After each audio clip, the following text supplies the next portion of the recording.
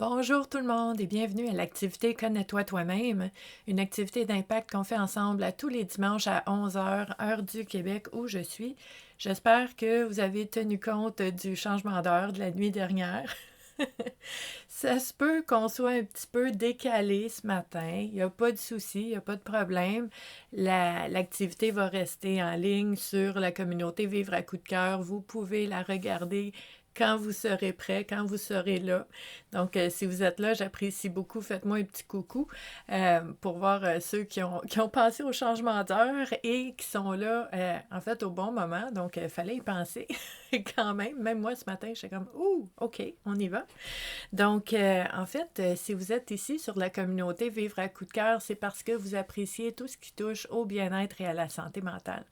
Donc, moi, je suis intervenante psychosociale depuis plus de 27 ans maintenant. J'accompagne les gens au niveau de leur cheminement personnel, euh, en individuel, en groupe, en ligne, en personne, de différentes façons. Et pour les personnes qui ne me connaissent pas, ben, mon nom, c'est Stéphanie. Puis j'ai travaillé pendant plus de 21 ans dans les organismes à but non lucratif sur la rive sud de Montréal, où je suis. Et en 2018, ben, j'ai décidé de devenir travailleur autonome pour pouvoir accompagner et aider le plus de personnes possible. En fait, pour ne pas avoir comment je dirais, de frontières ou de limites pour pouvoir aider les personnes qui en ont besoin, qui me le demandent. Donc, c'est quelque chose que j'apprécie vraiment, vraiment beaucoup. Et tous les jours, en fait, tous les jours de l'année, je vous partage des outils, des techniques, des approches, des exercices, des activités, des conférences, des réflexions. Il y a beaucoup, beaucoup d'entraide, de partage ici sur la communauté pour notre cheminement personnel. Et ben, entre nous, il y a beaucoup d'échanges, beaucoup de partage avec les membres de la communauté. Et moi, ben, je suis aussi très, très, très présente pour vous accompagner, pour vous aider. Je trouve ça important dans mes valeurs, je le répète souvent, c'est le fait d'être accessible et abordable. Donc, pour moi, le fait d'être accessible, d'être vraiment très présente en ligne pour vous aider dans votre cheminement à travers les commentaires, si vous avez des questions, puis là, on en parle, puis je vous donne des pistes de réflexion, je vous aide à cheminer dans ces réflexions-là, dans les commentaires, vraiment de façon très, très, très accessible. Et pour les personnes qui veulent, en fait, cheminer sur un point plus précis, par exemple, quelqu'un qui va dire « Ok, Stéphanie, cette semaine, tu as parlé de tel sujet, j'aimerais l'approfondir parce que je ne sais pas comment adapter ça à ma situation. » Mais je peux vous aider en individuel aussi, de façon plutôt abordable pour pouvoir aider. C'est ça l'essentiel. Et tout cela étant dit, le dimanche, ben, c'est une petite activité spéciale qu'on fait. Je dis petite parce que c'est en simplicité, on s'installe confortablement, on prend le temps de s'asseoir avec soi-même et d'explorer des sujets qui nous tiennent à cœur en utilisant un outil qui est spécifique, particulier en fait, pour nous aider dans cette réflexion-là, qui est les jeux de cartes oracle.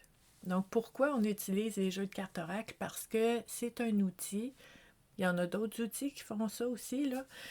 Mais c'est un outil qui va nous aider à sortir de notre tête, sortir des sentiers battus, sortir de nos réflexes, de nos habitudes, de notre façon de voir les choses pour nous aider à voir les choses autrement. Donc, ce que ça fait, c'est que en sortant différentes thématiques, en brassant les cartes, puis en sortant des thématiques, puis en découvrant ensemble c'est quoi ces thématiques-là, bien, on peut explorer ce qui émerge en nous. Donc, des souvenirs, des images, des paroles, des visages, des liens qu'on fait chacun de nous. Donc, très, très, très unique à chaque personne, personnalisé, adapté à la vie de chacune des personnes qui regardent cette activité-là. Et à ce moment-là, ben, on fait des prises de conscience. On voit des choses qu'on ne voyait pas avant. Ça nous permet d'explorer des sujets qu'on n'aurait pas nécessairement vus autrement parce que dans nos habitudes, dans nos réflexes, on a tendance à voir les choses de la même façon, du même angle. Quand on a un petit pépin dans la vie, un petit nœud à défaire, ben, on a tendance à utiliser, c'est normal, les outils qu'on a.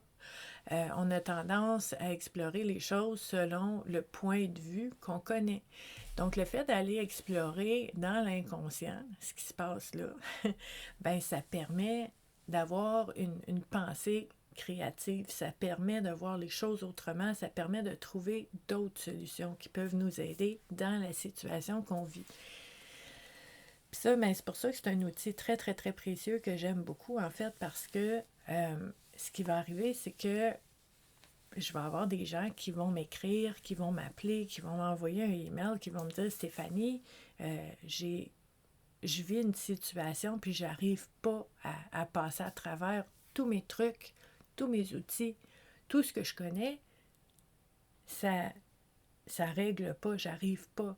Puis là, je ne sais plus quoi faire. » Donc, ça fait partie de cette exploration-là d'aller voir une autre façon de voir les choses, de découvrir d'autres outils éventuellement, de découvrir aussi d'autres informations qu'on porte en nous, puis qui ont un impact sur notre vie à tous les jours. Puis ça, je le dis souvent parce que c'est vraiment important, puis c'est super vrai.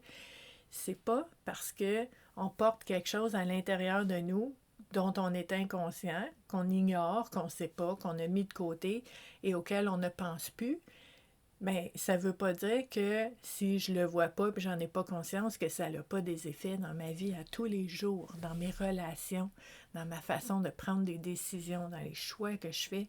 Il y a des choses qui nous influencent, qui nous propulsent, puis qu'on ne sait même pas qu'on porte en nous. Donc, c'est de là l'expression que je dis souvent, vaut mieux savoir que pas savoir. Parce que quand on sait ces choses-là, on peut faire des choix différents. Donc, c'est un peu cette approche-là que je vous propose tous les jours sur la communauté Vivre à coup de cœur. Et le dimanche, bien, on utilise des jeux de cartes oracle pour nous aider dans ces réflexions-là. Et à tous les dimanches, bien, je vous présente différents jeux parce que les différents jeux vont explorer différents sujets, différentes thématiques qui vont nous aider à explorer plein d'angles différents, plein de facettes uniques qu'on porte en soi à travers ces différents jeux-là. Puis aujourd'hui, ben, j'ai eu envie d'utiliser un beau jeu de Sonia Choquette que j'apprécie beaucoup. Sonia Choquette, ici, c'est un jeu de 52 cartes qui s'appelle « À l'écoute de vos vibrations ». OK. J'ai choisi ce jeu-là, honnêtement, parce que ça me tentait de voir des belles images aujourd'hui et des belles couleurs. Hein? C'est simple des fois. Des fois, ça n'a pas besoin d'être complexe et très, très compliqué. Ça me tentait de voir des belles couleurs, des belles images aujourd'hui. Et ce jeu-là est très coloré et très beau. Je vais vous montrer, en fait, dans ce jeu-là, il y a un livret.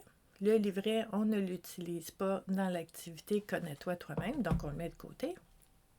Parce que on veut apprendre à faire confiance à notre propre instinct, à notre propre intuition, à ce qui émerge en nous comme étant la réponse ou l'exploration dont j'ai besoin spécifiquement comme personne unique aujourd'hui.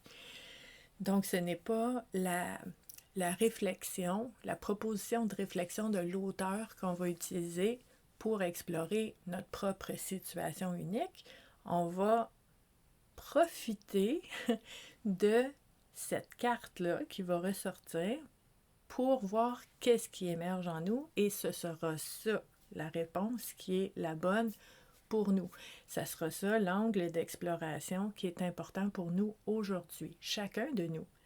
Donc ça, c'est intéressant aussi, c'est qu'on sort des cartes, mais ça n'aura pas nécessairement la même signification, le même impact, la même prise de conscience pour chacune des personnes qui va regarder cette activité-là.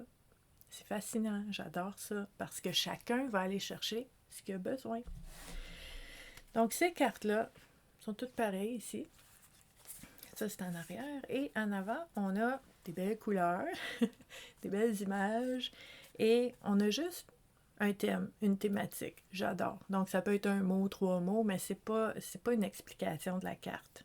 J'aime ça parce que ça nous laisse l'espace pour naviguer à travers ces thématiques-là, puis voir ce que ça veut dire pour nous, spécifiquement.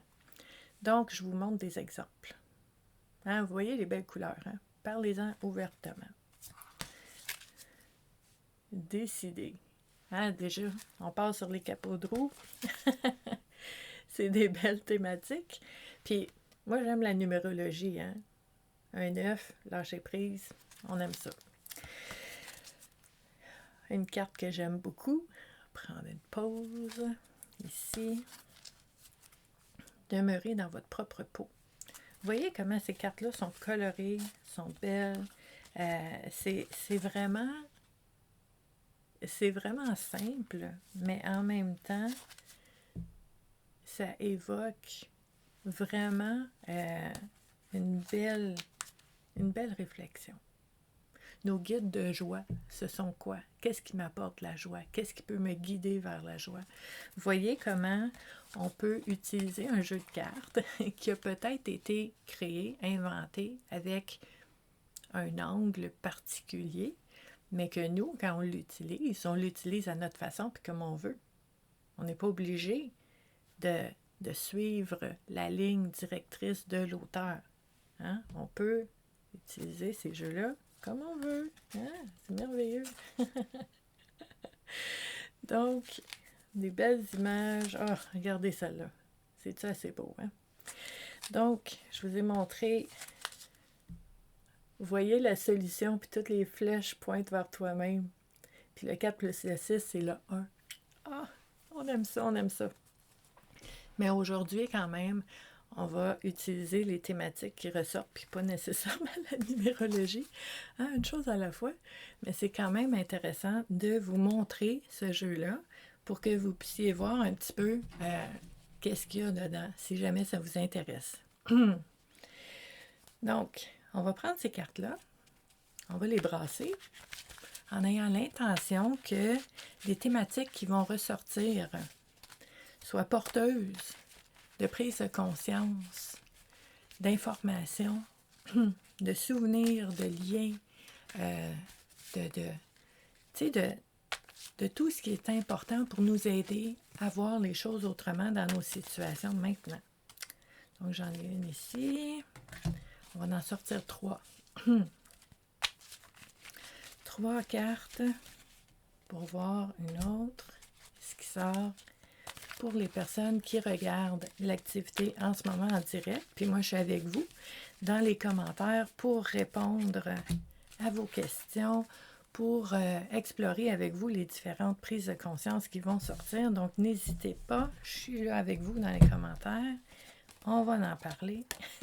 Et si vous arrivez un petit peu plus tard ou dans les prochains jours ou dans les prochaines semaines, bien, vous pourrez aussi aller dans les commentaires, échanger vos questionnements, vos prises de conscience que vous avez vues. Puis à ce moment-là, ça peut aider d'autres personnes aussi qui vont vous lire puis qui vont cheminer à travers ces différentes facettes-là, ces différentes façons de voir les choses-là.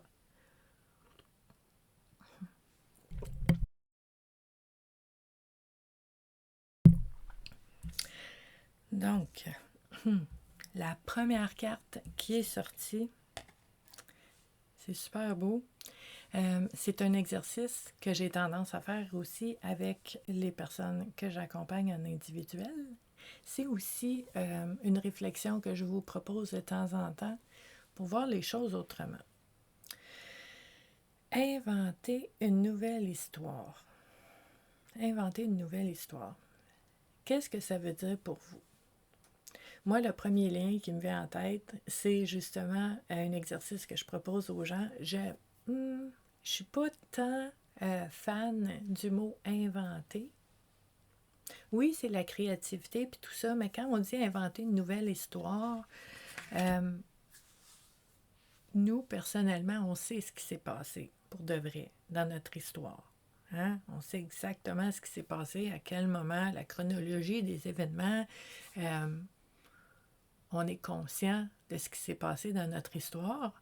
Puis là, quand on dit inventer une nouvelle histoire, si on se raconte n'importe quoi, ça se peut qu'on résiste, qu'on soit au courant que c'est pas vrai, parce que on sait ce qui s'est passé.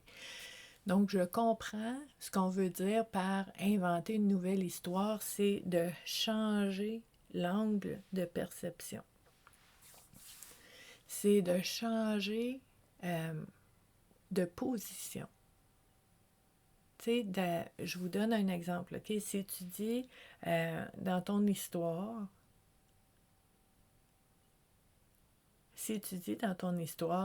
j'ai vécu telle chose, j'ai vécu un divorce, j'ai vécu dans ma vie un viol, j'ai vécu dans ma vie de l'intimidation au travail.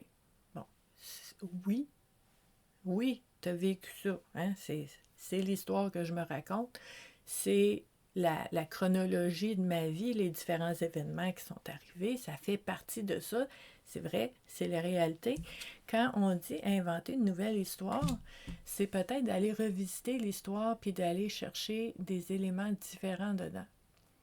Donc, par exemple, ce que j'ai compris dans cette situation-là, ce que j'ai appris dans cette situation-là, comment cette situation-là m'a changé, mais différemment de ce que je me raconte d'habitude. D'autres façons que ça m'a changé. Un autre élément aussi, ça pourrait être, je vous disais tantôt, changer le point de vue de l'histoire. Mais si vous dites « j'ai vécu telle chose », puis que vous changez un peu la perspective, puis vous dites « elle a vécu ça » en 1997. Voyez-vous la différence, le recul, puis la hauteur qu'on prend quand on va à la troisième personne? Ça fait un espace pour pouvoir voir les choses autrement. OK? Puis je vous dirais, il n'y en a pas un qui est mieux que l'autre, là, parce que quand on accepte, puis on accueille, puis on dit j'ai vécu, ça aussi, c'est super important.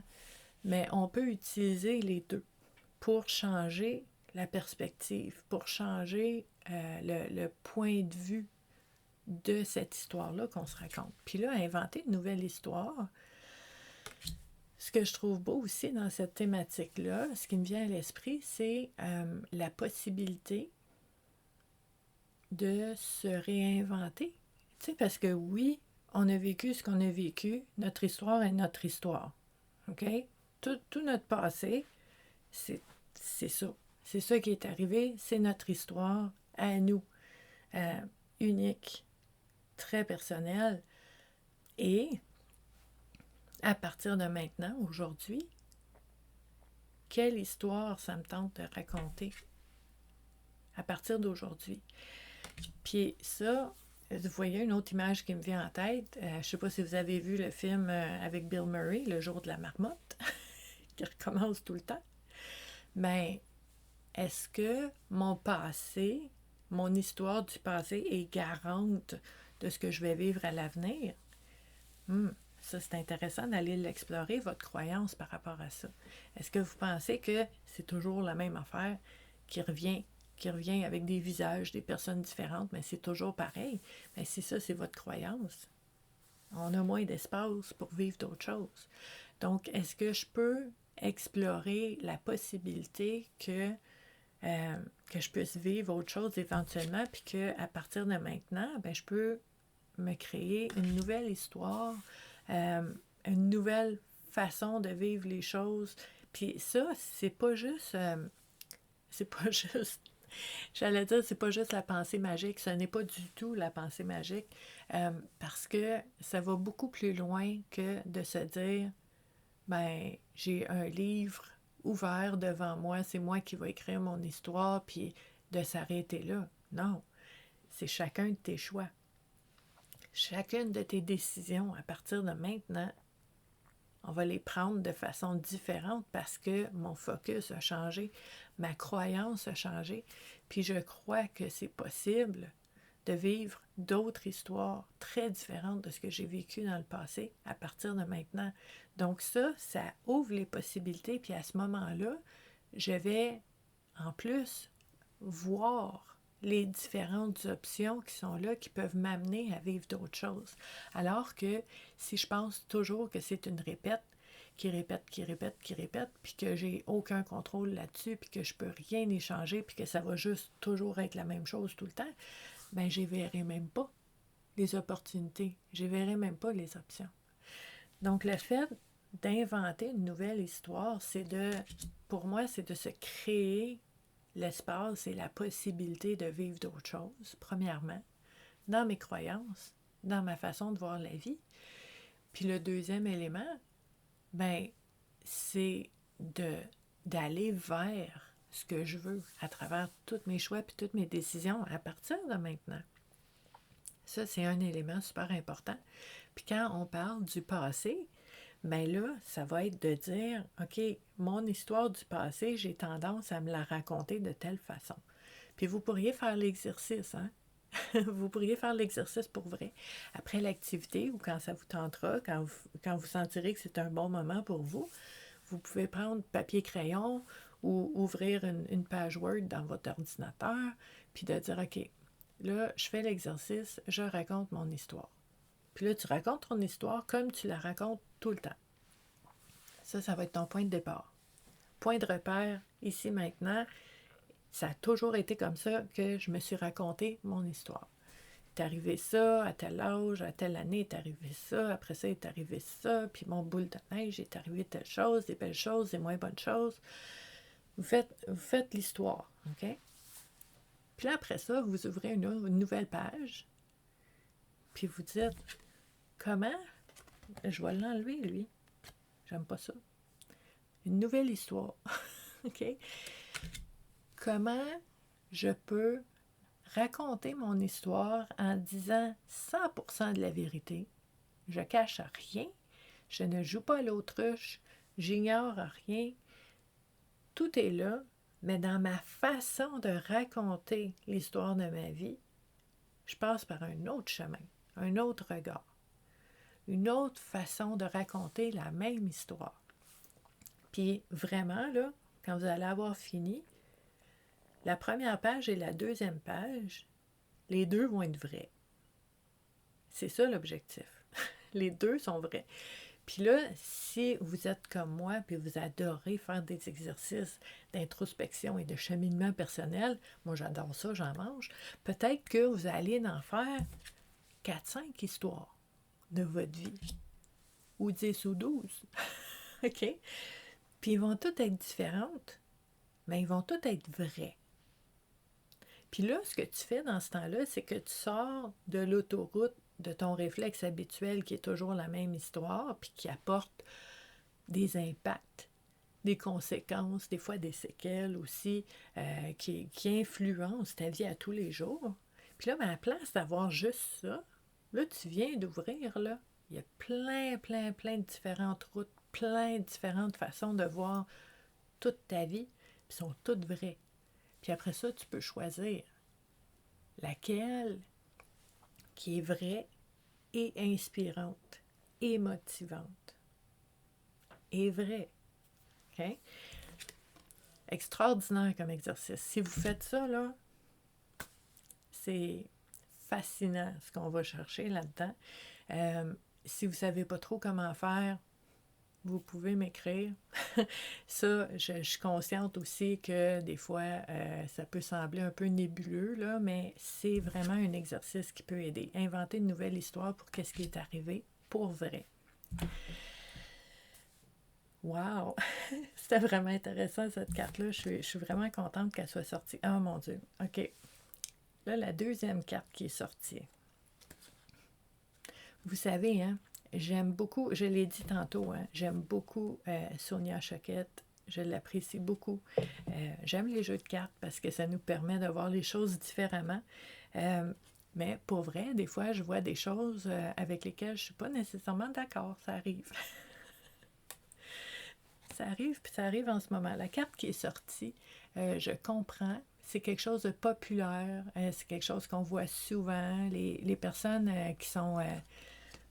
je sais pas, des coachs ou des conférenciers mondiaux, puis qui sont très, très, très populaires, vont dire ça souvent. Moi, j'y crois pas tant. Donc, on va explorer ça ensemble. Si pour vous, vous le voyez autrement, c'est merveilleux parce qu'on va explorer plein de facettes différentes. Mais moi, quand je vois, faites semblant jusqu'à ce soit vrai. Fake it till you make it. Je l'ai dit tantôt. tu le sais que c'est pas vrai. OK? Si tu te racontes des histoires, si tu fais semblant jusqu'à temps que ce soit vrai, il va y avoir tellement de résistance parce que tu sais que c'est pas vrai. Tu sais que t'es pas comme ça, ou que tu veux pas ça, ou que oui, t'es comme ça, puis là, tu fais semblant que tu l'es pas, puis t'es inconfortable, puis t'es pas bien, puis oui, je suis consciente que pour changer n'importe quoi, un des prérequis, c'est d'être inconfortable. C'est normal, l'inconfort. C'est juste que, personnellement, moi, dans mon approche, puis dans ce que je constate, c'est que c'est jamais bon de se mentir. Fais semblant jusqu'à ce que ce soit vrai. Pourquoi ne pas, au lieu de ça, explorer différentes possibilités puis dire je ne suis pas comme ça, mais j'aimerais l'activer un petit peu plus dans ma vie, puis je vais prendre des décisions, je vais faire des choix pour essayer d'apprivoiser ça dans ma vie, pour en amener un petit peu plus. Mais je ne fais pas à semblant que je suis ça. Parce que là, je sais que c'est pas vrai. Puis il y a le mot qui me vient en tête, puis l'image, c'est la dissonance, l'incohérence. La, tu sais, c'est pas vrai. Puis je fais semblant que c'est vrai. Pour moi, ce n'est pas, ce n'est pas la voie pour aller vers plus d'authenticité. Ce n'est pas la voie pour aller vers plus de bienveillance et de s'accompagner soi-même et d'être un allié pour soi-même bienveillant. Là, je suis en train de me forcer, là. Je suis en train de me forcer parce que, honnêtement, moi, je trouve que c'est un peu une prescription populaire, trendy, là, que les gens vont dire, puis ah ouais, tu sais, il faut faire ça. Oui, mais est-ce que ça fonctionne vraiment? Est-ce que cette façon d'amener un changement est la façon que je peux être le plus proche de moi-même, me tenir par la main, m'amener vers le changement un pas à la fois, ou est-ce que quand je fais semblant jusqu'à temps que ce soit vrai, est-ce que je suis en train de me pousser, de me tirer, de porter un déguisement, un masque qui est lourd, parce que je pourrais juste être moi-même, puis ça serait bien assez comme ça. Ça, c'est la première chose qui me vient en tête avec cette carte-là. La deuxième chose qui me vient en tête avec cette carte-là, fais semblant jusqu'à ce que ce soit vrai. Est-ce que pour être une bonne personne, ou est-ce que pour être heureuse, est-ce que pour être en paix, est-ce que pour être comblée, satisfaite, joyeuse dans la vie, je dois être quelque chose de très défini, avec des critères, avec des caractéristiques de personnalité, puis de... Est-ce que je dois changer qui je suis pour être une personne bien, bonne, belle, heureuse, comblée, en sécurité, joyeuse? Il y a quelque chose à explorer là aussi. Parce que quand on dit que chacun de nous est unique, je te donne un exemple, OK? Je te donne un exemple. Je me donne un exemple qui n'a pas fait long feu dans ma vie quand même, là. Je me souviens quand j'étais adolescente, OK? J'avais peut-être 15-16 ans. Puis, personnellement, moi, j'ai toujours été une personne plutôt introvertie. Tu sais, ça se passe beaucoup à l'intérieur. J'ai des relations super profondes, intenses, puissantes, avec peu de personnes comparé à d'autres. Tu sais, vous voyez, c'est quoi l'introspection, là? Tu sais, ça touche à plein de facettes de la vie. Puis je me souviens à un moment, qui n'a pas duré longtemps, quand j'étais ado, puis je m'étais dit, hey, faudrait que je sois un peu plus extravertie, là. Faudrait que que je sois une personne super sociable, parce que j'ai l'impression là, que les gens qui sont toujours dans des parties, puis qui sont dans le bruit, puis qui aiment ça parler, puis qui sont pas, tu sais, qui ont une facilité à s'exprimer haut et fort devant tout le monde, même s'ils les connaissent pas, puis tout ça, j'ai l'impression qu'ils ont de l'air très heureux, ces gens-là. Fait que faudrait que je fasse ça. Mais ça marche pas. Écoute, quand tu es ce que tu es, puis que tu fais semblant, puis que tu imites, puis que tu essaies de faire comme la personne que tu modélises, t'es pas en train de devenir ça, t'es en train de faire comme l'autre personne. OK? Puis je vous donne un autre exemple, un autre lien, OK? Il y a des personnes, puis là, je rentre un peu dans le sujet de la santé mentale, là, mais il y a un diagnostic très précis qui existe, qui est les personnes sociopathes, OK? Puis ces personnes-là, au niveau des codes sociaux, puis des façons de réagir, puis les émotions, puis tout ça, là, je vais vraiment très, très, très résumer, là, non pas ça. Puis ce qu'ils vont faire pour fitter dans la société, c'est de voir comment les autres réagissent, puis ils vont faire un miroir, ils vont s'inspirer, ils vont imiter. OK? Mais ce n'est pas toi. Si toi, tu commences à faire ça, faire semblant jusqu'à temps que ce soit vrai, t'es pas bien parce que t'es pas en train de t'accepter, de t'accueillir tel que tu es. OK? Fait que peut-être que, je sais pas moi, peut-être que y a certaines choses que tu aimerais changer en toi. Ben oui, on peut cheminer, on peut changer des choses, mais est-ce qu'on est obligé de faire semblant? Au lieu de faire semblant. Faire semblant, pour moi, c'est comme un enfant qui se déguise. Tu sais, moi, à l'Halloween, je vais être une sorcière ou un dragon ou, tu sais, je me déguise, là. OK? Pour moi, c'est ça, faire semblant.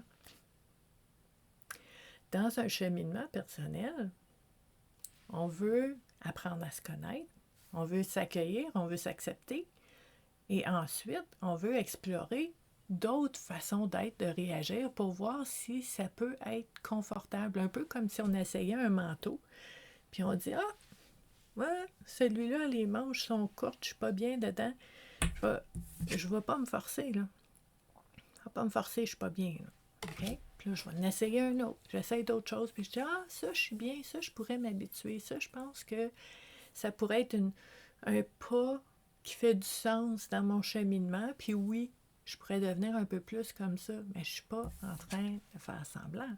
Je suis en train d'explorer, je suis en train d'essayer, je teste, j'évalue, je vois comment je me sens, je prends ou je laisse. Mais je ne suis pas en train de me cacher, je ne suis pas en train de me déguiser, je ne suis pas en train de faire semblant. OK? Donc, j'espère ne pas avoir froissé des gens qui vraiment prônent cette méthode-là à toutes les sauces. Mais je trouve ça important quand même d'explorer différentes facettes. Puis ça, c'est un élément que je trouve important qu'on regarde ensemble. Donc, c'est pas nécessairement de faire semblant, c'est plus de dire comment je peux explorer différentes façons d'être et choisir celle qui me convient, sans me cacher, sans me déguiser, sans faire semblant, sans me tirer, sans me pousser, mais en explorant, en apprivoisant tranquillement, en prenant mon temps, puis je me mets pas de pression. Je suis pas en train de faire semblant. Moi, je ne crois pas au fait de faire semblant. Je crois à l'authenticité, à l'intégrité, à l'accueil de soi, à l'acceptation de soi, qui, elle, va nous aider à changer. Ça a l'air paradoxal, là, mais le fait de s'accueillir et de s'accepter, c'est le meilleur chemin pour changer ce qu'on aimerait changer. C'est pas en se forçant, c'est pas en faisant semblant. C'est ma façon de voir les choses. Ouais, ok. Notre troisième carte ici est vraiment, vraiment, vraiment belle. Je pense que je vais la garder sur mon bureau, celle-là, pour l'avoir à ma vue régulièrement, de retour à l'essentiel. Est-ce que vous aussi, elle vous touche, cette carte-là? Ce qui me vient à l'esprit pour moi, c'est que il y a tellement de choses qui se passent, là. Il y a tellement de, tu sais, dans les nouvelles, dans nos familles, nos amis, les personnes autour de nous. Puis là, on pense à notre santé, puis à nos relations, puis à notre travail, puis à notre vie personnelle, puis à nos finances. Puis là, on a plein de considérations. On est sollicité de partout en plus. Tout le monde veut quelque chose. Puis on essaye d'être partout en même temps. Puis à un moment donné, puis ça c'est drôle, je parlais de ça avec mon conjoint la semaine passée. Il me disait c'est comme si tout est important, là. Puis là, je peux pas trier, tout est important. Parce que moi, je disais, tu sais, fais des priorités. Il disait, tout est important.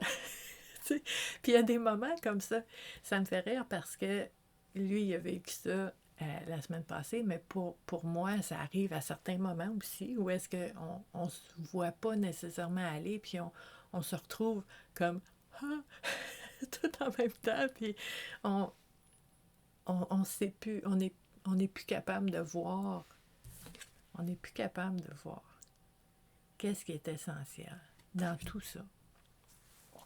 Ça arrive à tout le monde. Puis j'aime beaucoup cette carte-là aujourd'hui, qu'elle soit sortie aujourd'hui parce que ça nous permet de prendre une grande respiration, comme je viens de faire, de prendre un moment puis de dire qu'est-ce qui est essentiel. C'est pas écrit de retour à l'important. C'est pas écrit de retour à l'urgent. C'est pas écrit de retour aux priorités. C'est écrit de retour à l'essentiel. L'essentiel, c'est essentiel. OK? Il y a des choses qu'on aimerait. J'aimerais vivre telle chose. J'aimerais que telle situation soit réglée. J'aimerais rencontrer telle personne. J'aimerais être capable de faire telle chose cette semaine. J'aimerais plein de choses. OK? J'aimerais, ce n'est pas essentiel. C'est ce que j'aimerais. Ce qui est essentiel, c'est j'ai besoin. J'ai besoin pour être bien, pour être heureuse, pour être en santé. J'ai besoin de certaines choses. J'ai pas besoin de 1000 choses. Il y a 1000 choses que j'aimerais. Mais les besoins qui sont non négociables, essentiels, il n'y en a pas 100 000, là. Okay? Donc, si je reviens à l'essentiel, puis regardez mon mouvement, ça s'est fait tout seul. Si je reviens à l'essentiel, je me pose la question, je vais voir à l'intérieur de moi qu'est-ce qui est essentiel. Puis je vais mettre mon focus là-dessus. Puis ça va aider à donner une direction à mes journées, à mes heures, à mes choix, à mes décisions. Parce que ce que je veux faire, puis là, pensez par exemple à la pyramide, la fameuse pyramide de Maslow, je veux aller répondre à l'essentiel. Puis après, quand l'essentiel va être répondu, je vais avoir l'énergie, je vais avoir le temps, je vais avoir les moyens d'aller faire ce que j'aimerais donc faire. OK? Mais je commence par l'essentiel. Puis l'essentiel va être différent pour chaque personne. OK? Puis j'adore cette carte-là parce qu'on voit le mot de retour. Fait que pour moi, c'est comme une image d'être occupée puis de faire plein de choses en même temps. Puis là, c'est comme si je me suis éloignée un petit peu du chemin. Puis là, je veux revenir de retour à l'essentiel. Ici, maintenant, alignée en cohérence avec mes valeurs, avec moi-même, avec ce qui est important pour moi, je reviens à l'essentiel. Puis à ce moment-là, ça se peut que nos choix puis nos décisions changent. Que ce ne soit pas les mêmes décisions qu'on prend parce qu'on n'est pas en train de cocher des choses à faire sur une liste to do une après l'autre de façon effrénée, puis qu'on ne voit même pas ce qu'on fait. On est juste, il faut que je descende la liste, il faut que je descende la liste, puis je ne vois plus rien, puis ça fait aucun sens. Je reviens à l'essentiel. Puis l'essentiel va être différent pour chacun de nous et aussi, l'essentiel va changer selon ce qu'on vit.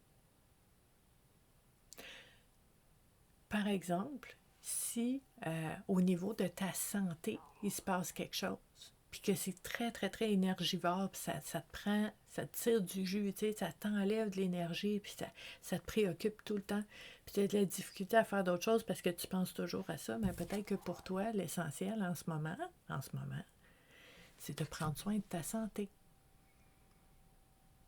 Ça veut dire que les autres vont attendre. Ça veut dire que peut-être que tu vas mettre des limites, tu vas dire non à des projets, tu vas pas t'éparpiller pour te brûler parce que tu reviens à l'essentiel. Ma santé en premier, après ça, on verra. Peut-être pour toi, c'est ça, mais peut-être que dans un an, quand ça va être réglé, ben ton essentiel va être d'autres choses. Ça peut être une relation particulière qui est en train de s'effriter puis que tu veux essayer. On est juste 50% d'une relation. Une relation, c'est 2 personnes. On ne peut pas tout faire, on ne contrôle pas tout, mais peut-être que toi, ta priorité dans un an, ça va être de prendre soin de cette relation-là. Ton 50%, tu vas donner ce que tu peux dans la relation parce que c'est important pour toi. Puis il y a peut-être d'autres choses qui va prendre un peu le bord parce que pour toi, c'est ça qui est essentiel en ce moment. Peut-être que pour toi, en ce moment, tu es dans un moment où est-ce que tu t'es perdu de vue, tu es rendu loin de toi-même, puis que tu as besoin de te retrouver, tu as besoin de te connaître. Peut-être que tu ne sais même plus ce que tu aimes dans la vie, ce que tu n'aimes pas, les activités que tu aimes faire, tu n'as aucune idée, tu t'es perdu de vue, mais peut-être que pour toi, l'essentiel en ce moment, c'est ça. Puis c'est correct, c'est légitime. On n'a pas à justifier ce qui est essentiel pour nous à un moment ou à un autre. Donc ça peut être une réflexion qui est vraiment, vraiment puissante et très, très, très précieuse. Puis pour vrai, je la regarde à chaque fois que je vous la montre à l'écran, je me dis, il faut que je vois ça. Je vais la mettre, je vais vraiment la mettre proche de mon bureau pour la voir tout le temps. Parce que de revenir à l'essentiel, ça nous remet les 2 pieds dans notre propre cohérence de qui on est, puis de dire, OK, je sais je suis qui, puis je sais ce que j'ai besoin, puis je vais prendre des décisions, je vais faire des choix cohérents en lien avec ça. Puis là, de plus en plus, je vais me construire une vie qui me ressemble vraiment. Puis là, je vais arrêter d'avoir l'impression de subir.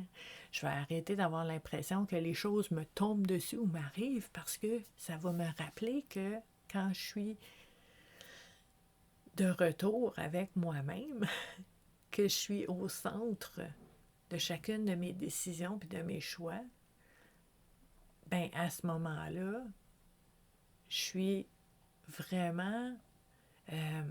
c'est quoi le mot que je cherche?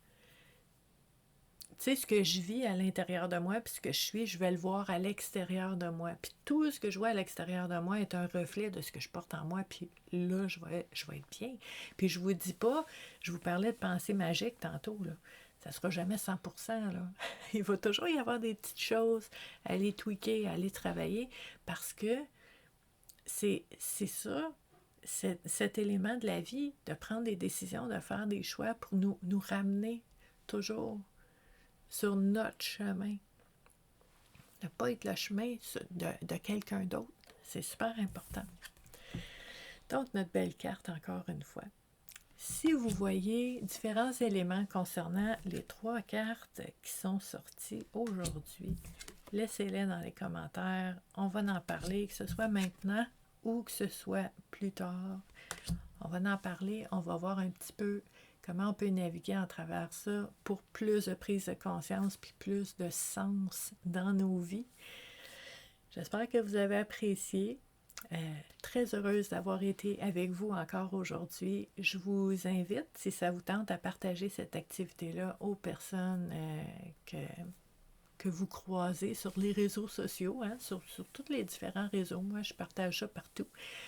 Instagram, LinkedIn, Threads, un peu partout. Donc, si vous voulez m'aider, en fait, à pouvoir juste informer les gens que cette activité-là existe, puis que c'est quelque chose qui peut être vraiment précieux pour les gens. Donc, j'apprécie si vous pouvez m'aider à faire ça. Je vous souhaite une très belle journée en ce dimanche, puis je vous dis à dimanche prochain pour une autre activité Connais-toi toi-même. Bye!